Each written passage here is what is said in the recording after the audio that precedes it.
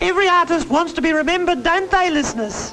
Oh, I know I'm going to be acclaimed in the future for my bestsellers and my award-winning gold records. But I hope future generations will venerate me as a culinary artist, a pro heart of the pavlova, a Leonardo de Lamington. Look at this scrumptious operatic cakescape. Isn't it yummy? I could gobble it all up. Guess I'm going to preserve him for posterity, viewers. Guess. I freeze their little frostings off in my gorgeous new Whirlpool tucker box freezer. This is from my chocolate mousse period. Yummy. Looks more like a kanga than a moose, doesn't he? And this is from dinner last night.